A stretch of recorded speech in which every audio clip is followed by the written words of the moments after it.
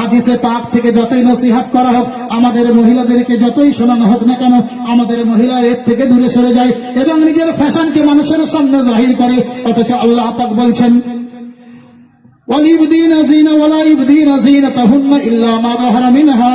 তারা যেন নিজের সৌন্দর্যকে, নিজের রূপচর্চাকে মানুষের সামনে প্রকাশ করে। বর্তমান সময়ে আমাদের মহিলাদেরকে, বর্তমান সময়ে আমাদের মেয়েদেরকে দেখা যায় যখন কোনো অনুষ্ঠানে যাওয়ার সময় হয়, বিভিন্ন ধরনের মেকআপ করে রাস্তার মধ্যে পরিদর্শন করায়, বিভিন্ন ধরনের পারফিউম ব্যবহার করে রাস্তার মধ্যে পরিদর্শন করায় না? আল্লাহ পাক বলেন, ওয়ালা ইবদিনা যিনাতাহুন্না, তারা যেন নিজেদেরকে কোনদিন অন্যের সামনে, পরপুরুষের সামনে পরিদর্শন না করায়। যেমন পরপুরুষের সামনে নিজের জিনাত, নিজের রূপচর্চা করে পরপুরুষের সামনে যাওয়া হারাম, তদ্রূপ ভাবে স্বামীর জন্য রূপচর্চা করে বাড়ির মধ্যে স্বামীর সামনে রূপচর্চা করা এটা ফরজ, এটা আল্লাহর বিধান। এখন বলবেন যে পুরুষদের প্রতি যেমন পর নারীর দিকে তাকানো হারাম, তদ্রূপ মহিলাদের প্রতি পর পুরুষের দিকে দেখা হারাম। বলবেন এ সম্পর্কে কোন রিওয়ায়াত? হ্যাঁ, এ সম্পর্কে রিওয়ায়াত আছে।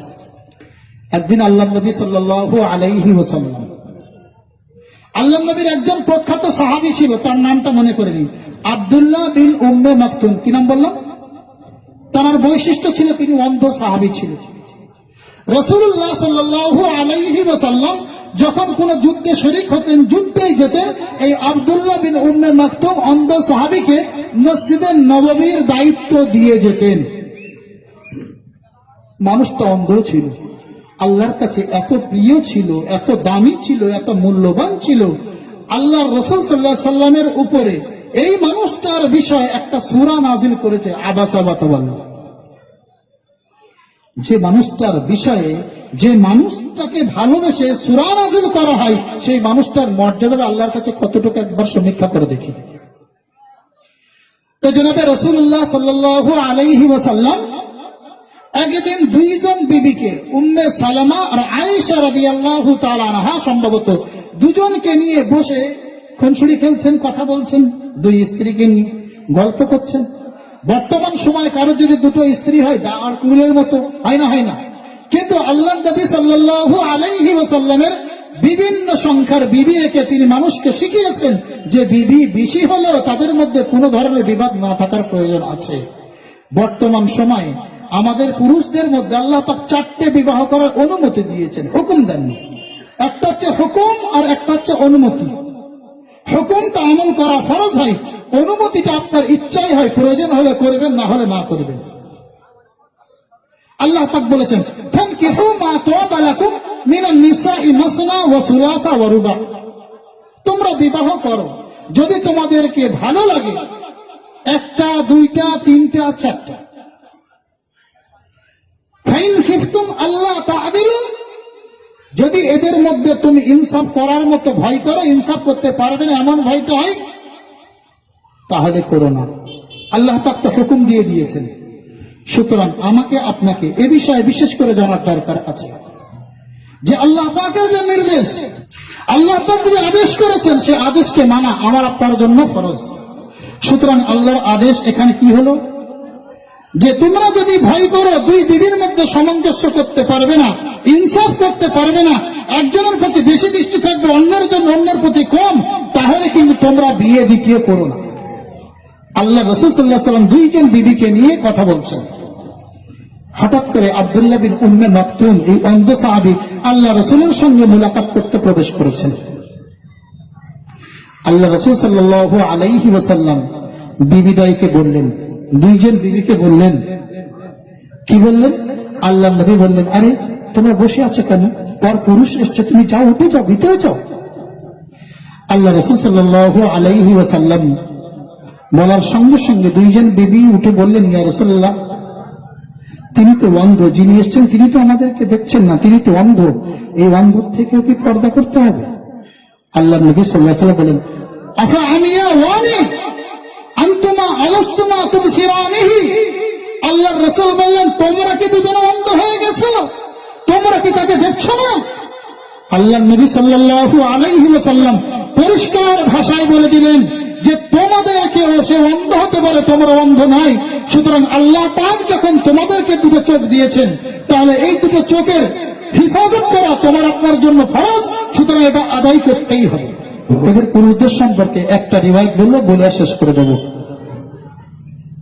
নাসাই শরীফে 406 নম্বর রিওয়ায়াত,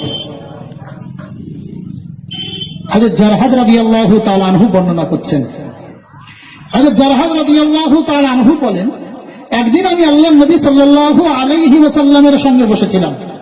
আল্লাহর নবী সাল্লাল্লাহু আলাইহি ওয়াসাল্লামের সঙ্গে বসে থাকার পরে আল্লাহর নবী সাল্লাল্লাহু আলাইহি ওয়াসাল্লাম গল্প করতে করতে আমার দিকে লক্ষ্য করলেন যে আমার রানটা খুলে গিয়েছে। আমার রানটা খুলে গিয়েছে। ভাই, এই কথাটা ভালো করে লক্ষ্য করি। আল্লাহ পাক আমাদের জন্য ফরজ বিধান দিয়েছেন। বর্তমান সময় আমরা ক্ষেত মজুর যারা, দিন মজুর যারা চাষে খাটি, তাদের সম্পর্কে একটু লক্ষণীয় জিনিস হলো, আমরা চাষে খাটার সময় আমরা হাঁটুটা খুলে দিই না, অনেকে কাছা মেরে নিই।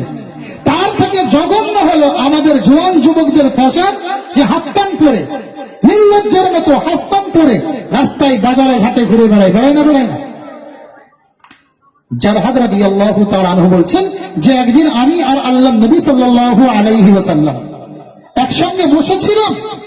বসে থাকার পরে আল্লাহর নবী সাল্লাল্লাহু আলাইহি ওয়াসাল্লাম সেখানে আমার দিকে দৃষ্টিপাত করলেন। হঠাৎ দেখলেন আমার রানটা খুলে আছে।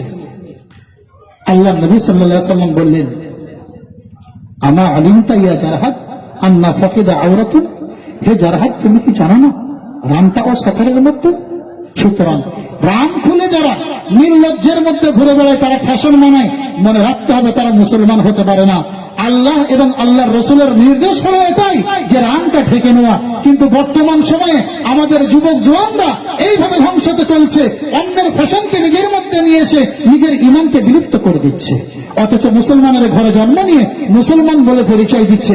এটা আমার আপনার জন্য বড় লজ্জাকর বিষয়। আল্লাহ রাসূল আলী রাদিয়াল্লাহু তাআলা আনহুকে বললেন, ইয়া আলী লা তাকশিফ ফাকিজাক, হে আলী, তুমি তোমার রানটা প্রকাশ করো না, খোলো না। ওয়ালা তানজুর ইলা ফাকিদি হাইয়িন ওয়ালা মাইয়িতিন, হে আলী, তোমরা কোন জিন্দা এবং মুর্দা কোন মানুষের রানের দিকে দেখো না, জিন্দার দিকে তো দেখবে না।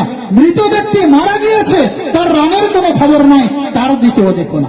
সম্মানীয় বন্ধুগণ, এখানে আমাদের লক্ষণীয় বিষয় হলো, বর্তমান সময়ে আমরা মহিলাদেরকে পর্দা করতে বলি, পুরুষরা কিন্তু নিজে পর্দার মধ্যে আসে না।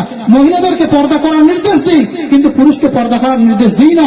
অথচ বর্তমান সময় আমাদের সন্তানরা হায়ার নামে বেহায়ার সঙ্গে এমন ভাবে আপন করে নিচ্ছে যে আমাদের ঈমান আস্তে আস্তে শেষ হয়ে যাচ্ছে, অথচ আমরা কোনো ধরনের কোনো লক্ষ্য করতেই পারছি না। আল্লাহ পাক আমাকে এবং আপনাকে আমল করার তৌফিক দান করুন। এই বলে আমি আমার বক্তব্য শেষ করছি। কথার মধ্যে ভুল ত্রুটি হলে আপনারা আমাকে নিজের সন্তান মনে করে ক্ষমা করবেন। আমন্ত্রিত বক্তা এসে গিয়েছেন। আল্লাহ পাক আমাকে এবং আপনাকে আমল করার তৌফিক দান করুন। আমিন।